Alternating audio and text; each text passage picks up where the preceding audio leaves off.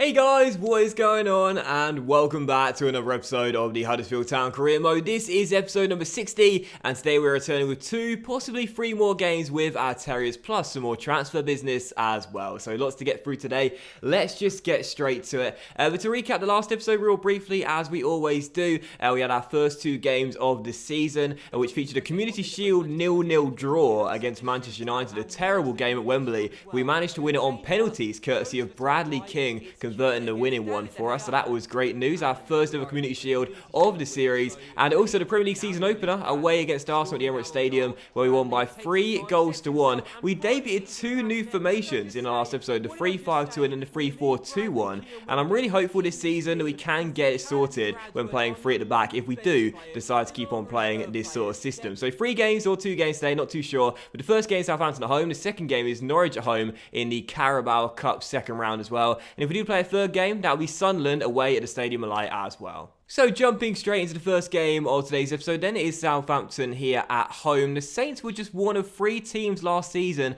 that beat us here at home in the Premier League, and bonus points if you can name the other 2. But the Saints got into the game after winning their first one on a high, so did we away at Arsenal. So this should be a really good battle between 2 very decent sides. We are sticking with that 3-4-2-1 then, so Hudson in goal, back 3 at a great day, Michael Keane to Anthony, and the midfielders Sisto on the left, Malcolm on the right, Davis and Marty in the middle, with King and Vitinho the cams, either side of Moses leading the line. And as for the Saints, it's very similar to the team that beat us here last season by 2-1, a 4-2-3-1 with Nathan Redmond on the left, that man Gelson Martins on the right, who caused us so many problems last season here, bagging a goal and an assist, Dusan Tadic to Cam, and Manolo Gabbiadini their striker today. What a great start to this game. I do wonder whether playing this 3-4-2-1 is a bad thing for us, because you know, despite fitting all those great attacking pieces into the lineup, there's not really enough creative players. Like Vitinho's in there, don't get me wrong, but all the players really want to get the goals themselves, and I'm wondering whether having a lack of a real midfield presence is going to hurt us in this team. And of course, no fullbacks or wingbacks to help the defence either. First game didn't have too many problems, but didn't start off great, and in this game, not started off great either. Then Donker's shot blocked by Billing, but again he wins it back here and shoots again, and Tuanzi blocks it as well. I don't know, man, I just don't really know what to do with this team. Like, there's so many great attacking players, but I just don't know whether, you know, even fitting them all in to the same team is the wise thing to do, because it just doesn't seem to really be a fluid team out there right now. As Moses finds Sisto on a chance here to break down the left-hand side. Pione Sisto on the ball, has Cristoforo with him. They'll try and take it inside. Pione Sisto rolls it towards Bradley King. Oh, what a save by Baumann. Great work by Sisto, spotted the run of Bradley, but a good stop there by the German, still 0-0. That's the only real chance of the half so far, as then Michael Keane heads off target. Gabbiadini finds Nathan Redmond, and a chance here for the Saints as Redmond is through, and Redmond finds space to shoot, and Hudson denies him with a stop at the near post with his right foot as he turns it behind for a corner. It's not been a great first half from us, really, and you know, the truth is I want to fit all these attacking pieces into the starting 11, but it's not fluid, it's not natural. This formation just doesn't seem to suit us at all, and I think someone's going to have to settle for a bench role in this team. Someone will have to settle for a bench role. I don't know who exactly, but right now we're not playing very well. That's the problem. Question is, if we do have someone coming off the bench, who is going to drop to the subs bench? I really don't know. Pione Sisto last season was fantastic. Bradley King, young player and fans player of the year. Surely not Moses. Vitinho, perhaps Malcolm. I don't know. Like, I just feel like someone's going to have to settle for a bench role, because we can't have them all on the pitch at the same time. It just doesn't work. They get in each other's way. Ward-Prowse for the Saints on the ball, pokes it through to Gabbiadini. Thank God Sessegnon is there and gets it away as well. Still deadlocked at 0-0. I think he's going to finish this way as well. Just haven't created enough chance in this game. Maybe a late one here with Moy finding Moses, and Moses back to Aaron Moy. Moy controls. Nice turn by the Aussie there. Very well worked. And a lovely ball too. And Malcolm could be through. Malcolm! Oh, what a save by Baumann. Is there a late chance for the Saints to win the game here? Someone's missed the interception. Redmond is through. And oh, what a big stop by Ross Hudson. Again for the goalkeepers today.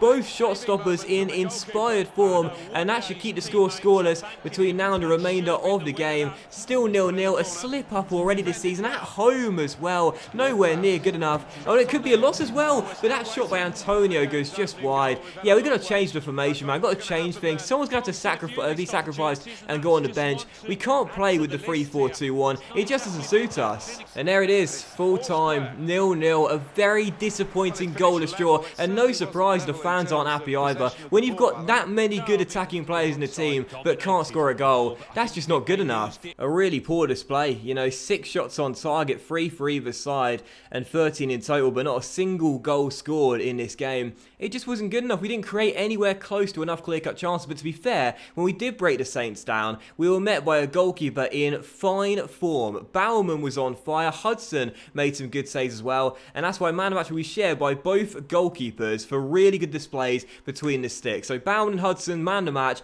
0-0 the final score, and a disappointing goalless draw to start our home campaign off. And that's where after the game, I'm going to need you guys to make a choice. In the top right of the video today, guys, there will be a poll for you, and I'm going to need you guys to tell me which player is going to get sacrificed in this lineup out of the 5. Malcolm, Vitinho, Moses Sisto, or Bradley King. One of those 5 is going to need to be dropped to the bench, reluctantly so, in order to make sure we can play a much better system in this team, because the 3-4-2-1 isn't going to work. I'm not comfortable using it. The 4-4-1-1 works. It's a great formation for the Terriers, but one of these players will need to be dropped, and I don't know which one's going to go on the bench. It's going to be really hard for you guys to decide, but one of these players will need to go on the subs bench, and I want you guys to vote in the top right and choose what player drops to the bench in this Huddersfield team. And the Ox is not happy as well, starting the season off. This is not a good start to the campaign for the Terriers. We may have brought in Michael Keane, but the players aren't happy at all. And I'm not surprised. We've got too many good attacking players here. I was expecting a bigger role at the club as offered to me when I signed for you. So far, I've not been given a chance to perform that role. Well, I'm sorry, Alex, but you can't fit into the team, mate. There's too many good players here. And just before the game, QPR put in a 1-year loan offer for Max Vermeulen. They want to take him to Loftus Road, some first-team football. Totally fine with me. I'll negotiate the wage split. You'll see it on the screen right now. And if he wants to leave, he can leave. Otherwise, he'll stay here and play Carabao Cup games. Up to him. All right, so moving into the second game today, it's now Norwich here in the Carabao Cup second round. Interesting enough, they were the third newly promoted side to the Premier League as well. So it's Premier League versus Premier League tonight. They went up with Sunderland and Brighton, who you would have seen in the end of season recap. But super excited for this game, because it's time for the Youth Academy boys to shine as we field an entire youth squad lineup. Jackson in goal, back four of Kuti, Turner, Collins, and Lawal making his debut at right back. That's 6'7" Nigerian fullback. Raphael, who we signed on a free transfer with Hall and Vermeulen, and the front three is Svensson, Van der Linden, and Adekunde leading the line. So 4-3-3 tonight. Let's see how it gets on. And as for Norwich, they're playing a 4-2-3-1 tonight. Pretty decent team featuring Alex Pritchard, Nelson Oliveira. They got Grant Hanley wearing the armband, and Andre Wisdom as well. Not a bad team. This will be a tough test for the youth boys. They got to the semis last year, and I'm targeting the final this year. Let's get the win. Well, they can be really the heartbeat of the team, these central midfield players, and we've got a new one making his debut today. What do you make of it, Alan? Well, I'm impressed by the signing. I think he'll give them a bit more composure in the middle of the park. He can get up and down, and he's a good passer of the ball. So early free kick here, won by the Terriers. Nice work by Svensson, and a chance to whip it into the centre and try and get the first goal. In goes that delivery, not a bad one. Wisdom heads clear. He'll drop to Max Vermeulen, who couldn't find space to shoot. Hall turns his man and then lost the ball, but then gets it back. Vermeulen back to Turner. Now we'll just recycle possession, play that wide towards Kuti at left back, and keep that ball on the ground now and look for an opening. Raphael on the ball, plays that wide towards Lawal, that 6'7" right back. He'll look for a teammate, gives it to Jay Hall, and Hall now back inside to Raphael, who's found space to let fly from range. Oh, what a goal! Raphael makes his debut and makes a statement as well. Huddersfield 1, Norwich 0. That's why you've been brought to the team, young man. That is an absolutely brilliant strike. What a goal! Well, if you're going to score your first goal for the club, make it a memorable one, and Raphael has just done that. Received the ball from Jay Hall, found an opening, and lets fly from 25 yards, and that is a belter from Raphael. We briefly discussed his long shot ability when we signed him, and that is a wonderful, wonderful strike. Angus Gunn gets nowhere near it. 1-0 to the Terriers, and Raphael has a dream start to his debut. Raphael, what a goal. He's won it back there as well, and back heels it into his man, but Grant Hanley makes the interception, but then he wins it back again. Raphael picked up on a free, an exciting prospect, and I tell you, he's looking exciting right now as Lawal finds Jay Hall. Can we get him again? No, he wants to stay deep this time, but now he'll drop to Kuti. Now he charges into the box. I'll try and pick him out. Great delivery. Raphael! Oh, off the crossbar. Raphael! What a little star. Kuti, Svensson, crossing. Vermeulen on the volley this time, just over the bar. The Youth Academy boys bringing out the party tricks. Jackson, that's going to be yours, mate. There you go. Easy as you like. Give it back to Kuti if you can. Nicely done. We've knocked the ball around very well tonight. And for a youth academy lineup, this has been a brilliant display against Premier League opposition. Kuti finds Jay Hall. And Hall has Adekunde ahead of him. He'll take it himself. Still Hall on the ball.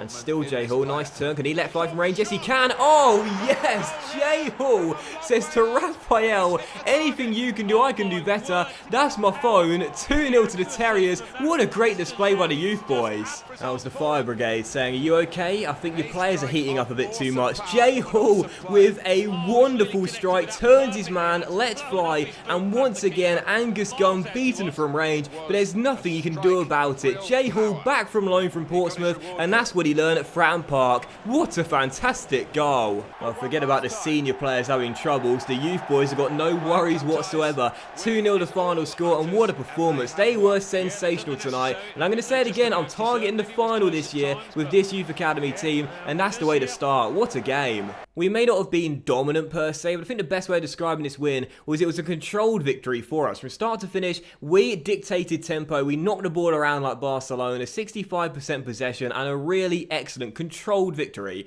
as we get to win by 2-0. And for man of the match, could either go to Jay Hall or Raphael. Both played especially well. Hall got a goal and assisted Raphael's goal, and Raphael got a goal and was fantastic defensively as well. So they'll share man of the match, a great display from the young boys. Some of these guys are definitely going to be featuring in the first team this season in more important games. They had a great game tonight. That was a really great win. But one of those players will not be Max Vermeulen. He's accepted a 1-year loan deal. He's off to Loftus Road for the season.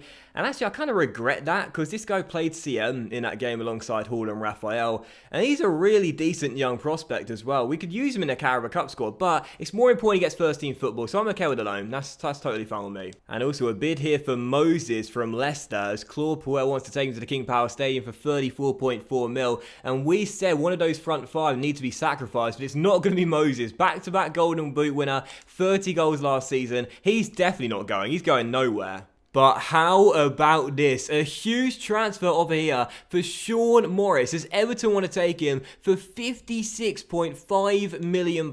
This guy signed a new 5-year deal in the summer, but even though he wears our number 1 shirt, he's not actually our number 1 in the league. Hudson normally starts our Premier League games, he starts our Cup and European games, and whilst I do like the rotation, I'm not against selling him, buying a cheaper backup goalkeeper, and then reinvesting all that cash into a new player in the first 11 in the outfield position. So I might negotiate with Everton, see what they want for him, and well, I'm not against selling him. We'll see how much we can get out of Everton. Right, so we're going to propose a new transfer fee with Everton here and ask them for £85 million, which I doubt they're going to accept, but we'll see what they say to that. No, they're going to say 66.2 million plus a 5% sell-on clause, which is not enough. I mean, I'm saying it's not enough. That's bigger than the budget we had to start the season off, but it's not enough for me. I like rotating these two really good goalkeepers, so we're going to counter offer this, and we're going to say increase it to £80 million and you got a deal. I'll remove that sell-on clause for you as well, Ronald,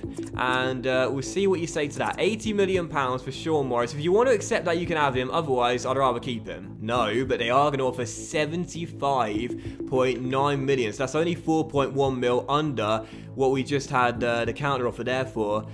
So, 75.9 mil. Look at it, what we'll do to our budget. We'll have so much money to use.